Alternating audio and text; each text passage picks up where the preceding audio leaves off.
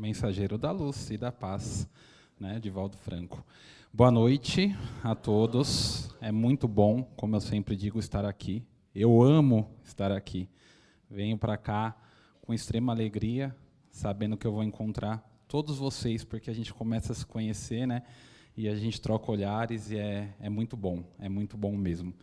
Hoje a gente vai falar do Divaldo Franco, mas se a Neuza e a casa me permite, eu preciso dar um recado, que a espiritualidade está aqui batendo no meu ouvido, né? A vida se trata da gente, não se trata do outro.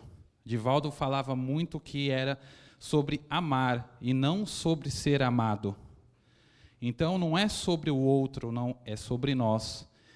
Baseado nisso, a gente precisa aprender a perdoar. Muito das nossas vidas não evolui por falta de perdão, porque perdão é coragem, perdão é ato de alegria, ato de humildade e ato de elevação. E perdoar se trata de nós.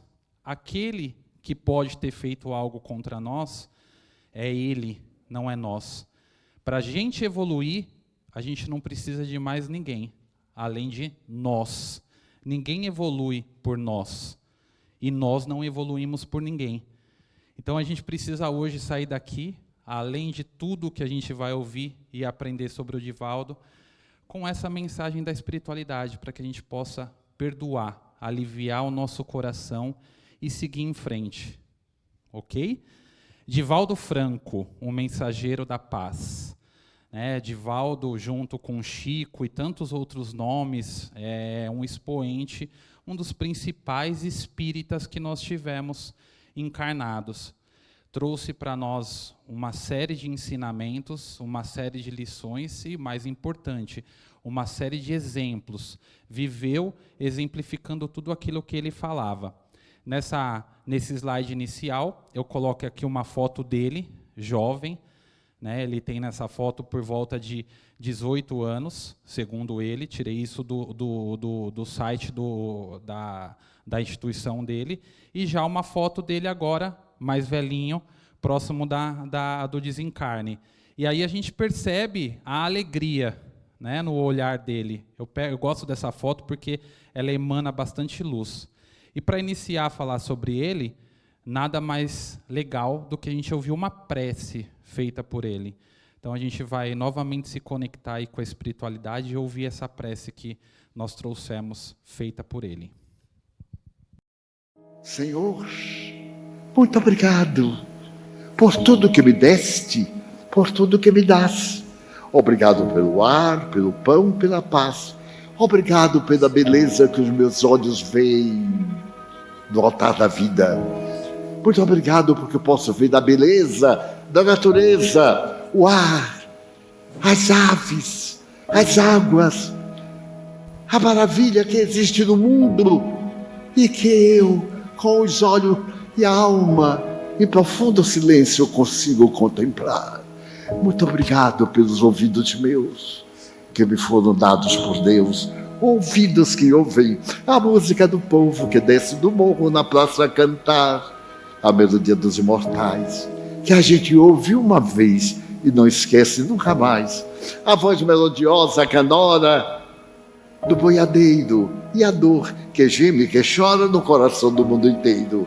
Pela minha faculdade de ouvir, pelos surdos, eu te quero pedir, porque eu sei que depois dessa dor do teu reino de amor, eles cantarão.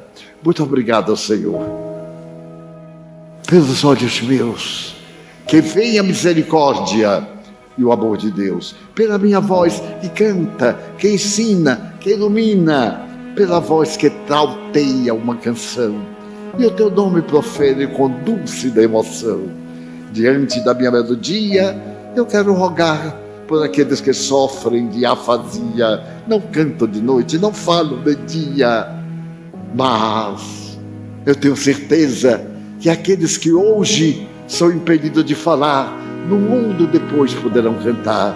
Muito obrigado pelas mãos, mãos que aram, mãos que semeiam, mãos que agasalham, mãos de ternura, que libertam da amargura, mãos que apertam mãos, mãos que escrevem poesias, mãos de sinfonias, pelas mãos que atendem a dor, o desamor, seja lá o que for, pelas mãos que albergam no seu seio o filho alheio, e pelos pés que me levam a andar. Muito obrigado, porque eu posso caminhar diante do meu corpo perfeito.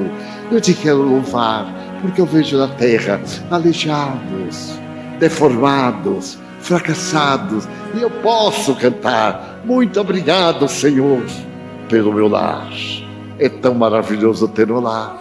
Não é importante se é uma mansão, um palácio, um bangalô, seja lá o que for, mas que dentro dele exista o amor de mãe ou de pai, de mulher ou de marido, de amigo ou de irmão. Aquele que me dê a mão, porque é muito triste viver na solidão. Mas se eu a ninguém tiver, nem o teto para me agasalhar, nem uma voz para me acalmar, eu ainda direi: obrigado, Senhor, porque eu nasci. Obrigado, porque eu creio em Ti. Pelo Teu amor, muito obrigado, Senhor. Pela sua atenção, obrigado, Senhor. Eu gosto muito dessa prece, e ela me chama bastante atenção, porque é muito comum quando nós vamos realizar uma prece no nosso dia a dia, a gente sempre pede, né? Sempre pede, a gente até agradece, mas sempre pede. E essa prece, me chama atenção porque ele fala muitas vezes muito obrigado. E se a gente parar para imaginar e começar a vivenciar a nossa vida, a gente vai perceber que a gente tem realmente muitas coisas para agradecer. Desde o lar, desde a vida, desde alguém que nós amamos, um pai, uma mãe, um amigo, um parente, muitos lugares para a gente ir. E isso vai fazendo da gente pessoas mais felizes. A foto. Vai fazendo da gente pessoas mais felizes. A gente se desconecta, porque eu sempre trago aquele exemplo da rede social. Se a gente começa a viver ali a rede social dos outros, a gente vai começando a entrar numa angústia, porque parece que a nossa vida não tem nada e a vida dos outros tem tudo. E a gente não pode deixar se cair nessa armadilha. Eu vim hoje falar um pouco dele aqui, mas eu vou tentar não fazer só biografia, vou tentar trazer alguns exemplos disso que ele ensina para nós. O pessoal, biografia fica chato, né? Ah, aconteceu isso, isso, isso. Mas a biografia é importante. O Divaldo nasceu dia 5 de maio de 1927, em Feira de Santana, na Bahia, e ele desencarnou agora, em maio, 13 de maio de 2025. Né? Salvo engano, eu não fiz as contas, mas salvo engano, quase 100 anos, né? 98 anos? 98 anos. Ele é um dos maiores médiuns e oradores espíritas do mundo mesmo. Quem não tem esse conhecimento pode jogar no Google, dar um Google. Ele fez palestras em mais de 100 países espalhados pelo mundo. É uma pessoa conhecida mundialmente. Ele fundou a Mansão do Caminho, em Salvador, em 1952. Em 52, ele tinha aí 25 anos. Então, muitas vezes, eu acho legal, e eu tento pegar essas histórias, muitas vezes a gente vai viver nossa vida e a gente vai fazendo poucas caridades, e a gente se apega na desculpa de, eu não tenho tempo, isso, aquilo. E a gente vê que, com 25 anos, ele fundou uma casa de caridade, né, que é a Mansão do Caminho, lá em Salvador, na Bahia. Nós vamos falar um pouquinho dela mais à frente. No longo da vida dele, encarnado, ele fez mais de 15 mil palestras. Aqui está falando 60, mas eu estudando agora à tarde, são mais de 100 países que ele fez palestra. Então, ele fez mais de 15 mil palestras. E ainda assim, ele sempre dizia que dava uma angústia, dava um nervosismo. É igual nós, a gente vem para cá, no dia a gente fica nervoso, angustiado, né? A responsabilidade é muito grande. E, falando de palestra, tem um caso curioso. Talvez esteja aqui para frente, mas eu vou já falar agora. É engraçado que a gente precisa realmente, dentro da espiritualidade, se apegar e estar equilibrado em dias de palestra. Numa certa vez, ele tinha um espírito obsessor, que nós vamos tratar mais à frente, e ele recebeu um convite para fazer uma palestra fora de Salvador. Ele ainda era jovem, estava ali, não tinha nem a Mansão do Caminho, salvo engano, nessa época. Ele tinha menos de 25 anos. Não tinha, né? Ele tinha menos de 25 anos. E aí ele recebeu um convite para fazer uma palestra numa outra cidade. Aí o orgulho bateu nele, né? Eu, palestrante, e aceitou a palestra. Não se preparou direito para fazer a palestra, não estudou, não preparou um conteúdo, e, na verdade, o aceite já foi sugestionado por um obsessor que ele tinha. E aí, no momento da palestra, quem já assistiu o filme já deve ter visto, no momento da palestra, ele não conseguia falar uma palavra. Um salão cheio de gente, mais pessoas do que estamos aqui, e ele não conseguia falar, porque, na verdade, ali ele deixou-se tomar naquela atitude, naqueles momentos que antecederam a palestra, nos dias anteriores, pelo orgulho, pela vaidade, e a gente toma muito cuidado para não deixar cair nessa armadilha. A palestra aconteceu porque um benfeitor amigo veio ao lado dele, né, um espírito elevado veio ao lado dele, auxiliou, ele fez uma palestra maravilhosa, mas depois ele tomou aquela bronca da espiritualidade. Né? Vir aqui falar é de extrema responsabilidade. Casos curiosos e engraçados dele. Quem procurar ou quem assistir a ele, mas hoje, do Chico a gente não tem tanto conteúdo, pela época, não tinha internet como tem hoje. Do Divaldo tem muito conteúdo. Ele é muito engraçado, ele gosta de ir nas palestras dele, fazer bastante piada, fazer bastante situação de humor. Ele também brincava bastante sobre a baixa estatura dele e sobre o sotaque baiano. Nasceu, como a gente viu, lá na Bahia e viveu a vida toda na Bahia. Ele intercalava bastante mensagens sérias com histórias espirituosas. Muitas vezes ele surpreendia o público com piadas, como eu disse, para dar aquela aliviada no clima. A gente tenta também, né, utilizar. Desde os 3 anos de idade ele já possuía mediunidade. Difícil, né? A gente vai descobrindo a nossa mediunidade agora, numa idade mais madura. Desde os 3 anos ele já tinha mediunidade. O filme dele tem esse filme que contém com o nome do tema da palestra, e é interessante porque mostra isso. Ele ali com 6, 7 anos, ele acordando de madrugada, vendo espírito e correndo para o quarto dos pais. E o pai dele, obviamente, principalmente na época, 1927 ele nasceu, então ali nós estamos falando de 1933, mais ou menos, numa época que hoje a gente ainda enfrenta bastante barreira, né? Nós espíritas, antigamente, imagine. Então, o pai dele só faltava bater nele, porque dizia que ele estava possuído, que ele estava inventando. Ele foi obsidiado por mais de 30 anos por um espírito que a gente vai tratar aqui, que ele chamava de máscara de ferro. Eu trago esse fato porque é interessante, né? A gente não gosta de pensar que a gente é obsediado. A verdade é essa. A gente não gosta, porque vem um pouquinho do nosso orgulho, do nosso ego. A gente quer se colocar como espírito elevado. Então, quando você imagina que você pode ter um obsessor, você fala, não, eu faço tudo certo, eu sou uma pessoa de bem, então, assim, eu sou um espírito elevado. Eu, obsessor, mas a verdade é que, para não dizer todos, né, quase todos nós temos obsessores, porque somos espíritos imperfeitos. A gente comete erros nessa vida e cometemos muitos mais erros nas vidas anteriores. Então, a gente tem ainda muito que evoluir. São poucos os espíritos, num nível de Chico, num nível do Divaldo, que vêm com uma missão tão árdua quanto eles vieram, e ainda assim possuem os seus obsessores. A gente precisa desmistificar essa questão do obsessor, porque o obsessor nada mais é do que alguém como nós. Nada mais é do que um espírito que, naquele momento ali, está se sentindo prejudicado, por isso talvez eu tenha falado aí do perdão, e entende que precisa se vingar de nós por algum motivo. E o motivo talvez exista, mas a gente vem aprendendo que a vingança nunca é o melhor caminho é o perdão. Então, em vidas passadas, a gente pode ter feito mal. E o Divaldo passou mais de 30 anos com esse obsessor, atormentando a vida dele. Na juventude, e é um dos despertar dele, no filme também trata esse assunto, na juventude, ele, num certo episódio, ele quase cometeu suicídio, sugestionado por esse espírito obsessor.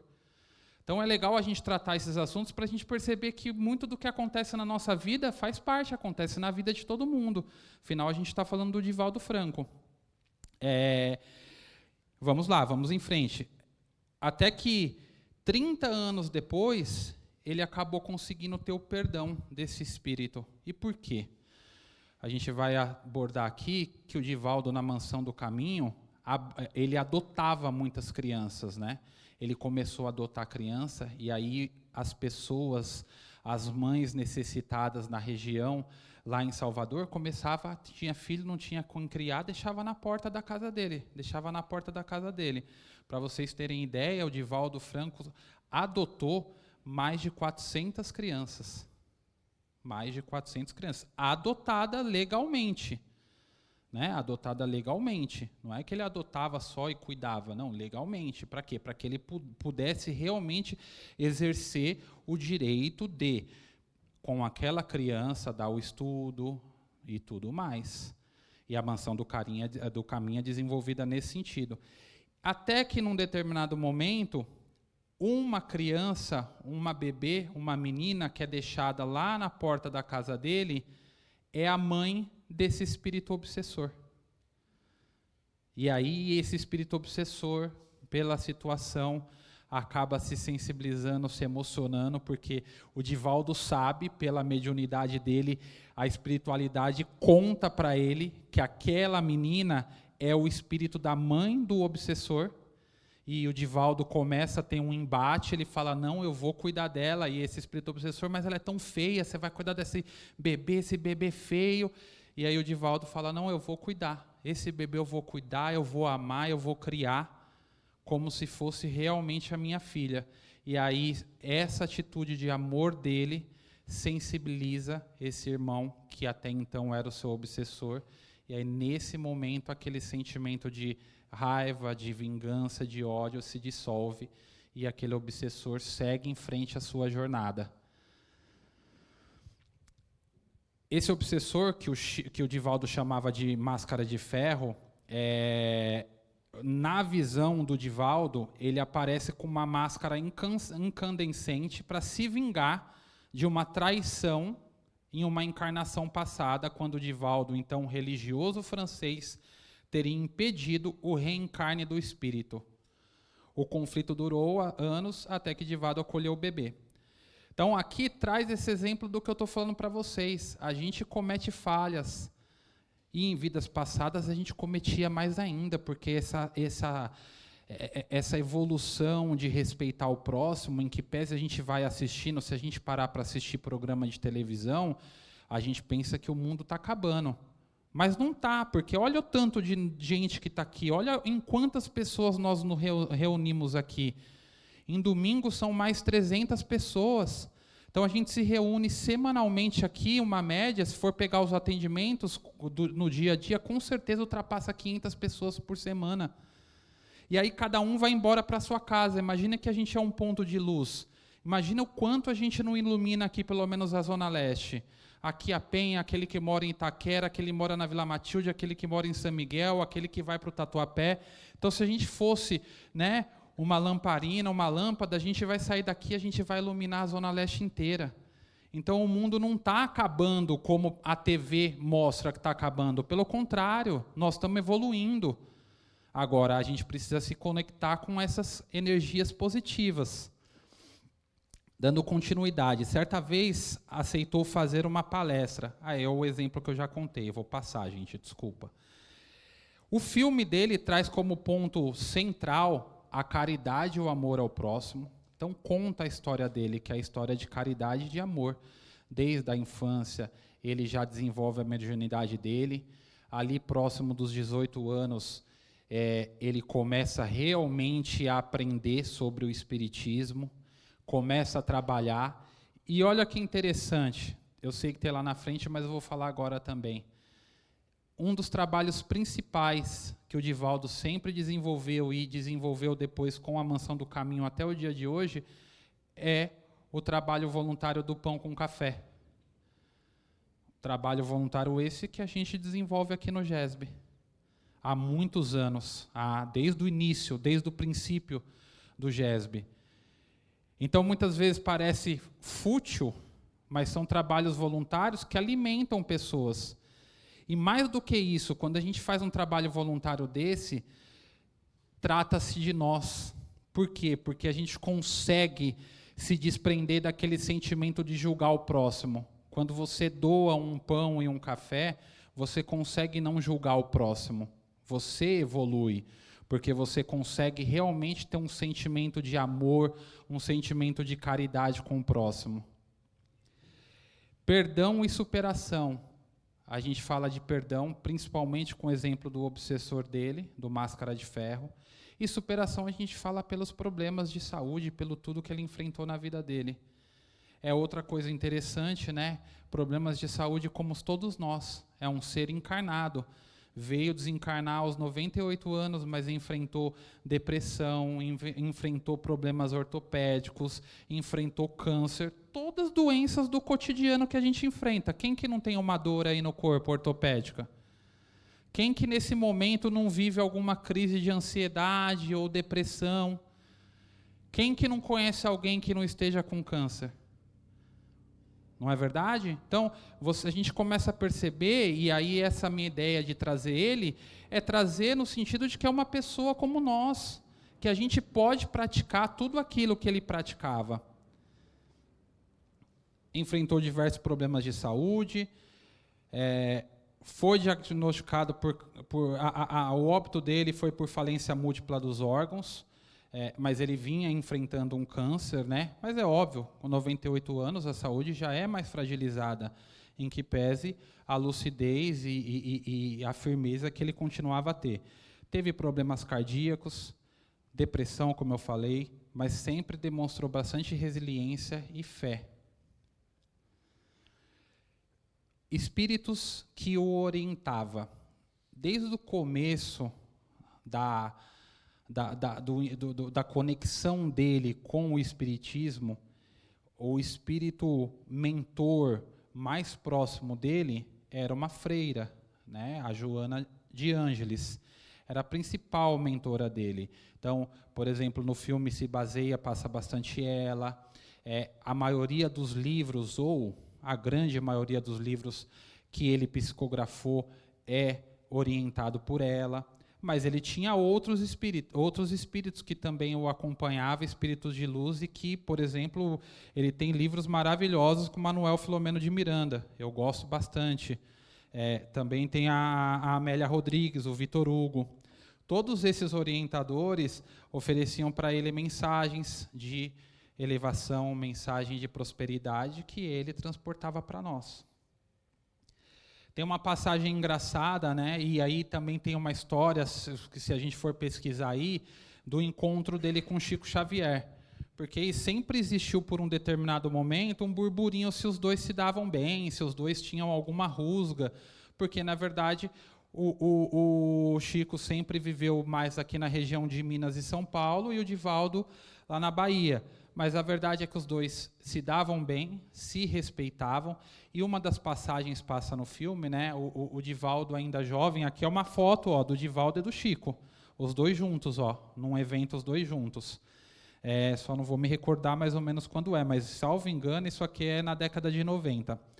E o Divaldo vem no Centro Espírita em Minas, né, do Chico. E aí ele fala, pô, Chico, posso ficar aqui com você? E o Chico fala o que eu dei o exemplo do ponto de luz, né? Ele fala, Divaldo, nós somos ponto de luz. Se você ficar aqui comigo, é um ponto só. Você lá e eu aqui, nós somos 2 pontos de luz, iluminando mais pessoas e mais locais. Psicografou mais de 250 livros, traduzidos em mais de 15 idiomas. Tem a série de livros com a Joana de Ângeles sobre psicologia espírita, é bem legal. Eu sugiro ou alugar na nossa biblioteca, ou comprar, né, que a gente tem os livros aqui para pegar e alugar, ou comprar, a gente tem muitas obras dele também no nosso bazar. São leituras maravilhosas. E milhões de exemplares. Aqui eu trouxe uma frase dele, o mal não tem vida própria. É apenas a ausência do bem. Onde o bem se faz presente, o mal bate em retirada. Já o amor é de essência divina e está presente nos corações de todos os homens, mesmo que em estado latente, esperando a oportunidade de germinar, crescer e florescer.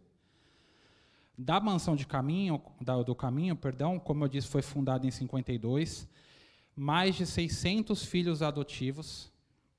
Atualmente, a Mansão do Caminho está lá, é uma entidade que se autossustenta, atende mais de 3 mil crianças em vulnerabilidade, educação, saúde, cultura, e faz caravana, como eu disse. E eu deixo como encerramento aqui, a gente vai ver um trechinho do final do filme dele, mas eu deixo como encerramento para nós a reflexão sobre o que eu posso fazer hoje para ser um mensageiro da paz. O dia não acabou. O que a gente pode, quando sair daqui, falar uma palavra de afeto para alguém que a gente gosta, fazer uma caridade que a oportunidade apareça para nós, perdoar alguém que a gente tenha que perdoar, pedir perdão para alguém que a gente tenha que pedir perdão, ou como na prece inicial dele, apenas a gente orar e agradecer tudo de bom que a gente tem na nossa vida. Divaldo.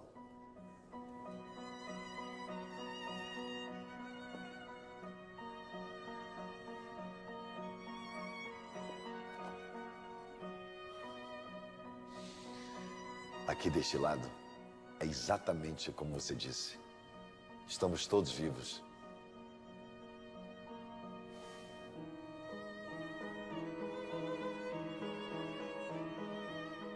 Agora vá, meu filho.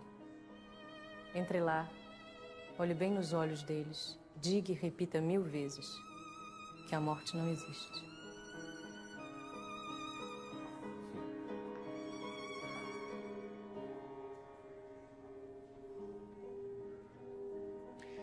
Eu vou dizer, minha mãe. A minha vida inteira. Eu vou dizer. Querida plateia, vamos receber com todo o carinho o nosso irmão Divaldo Franco.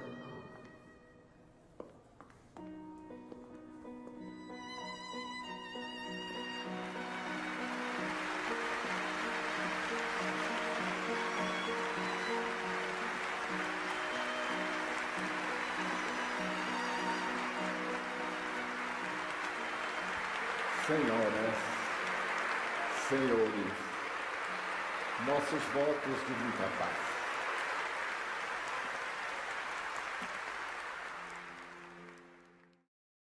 É isso aí, né? Com esse finalzinho do filme lindo, com um voto de muita paz, como ele diz aqui, que eu encerro nossa palestra de hoje. Agradeço a presença de todos. Boa noite.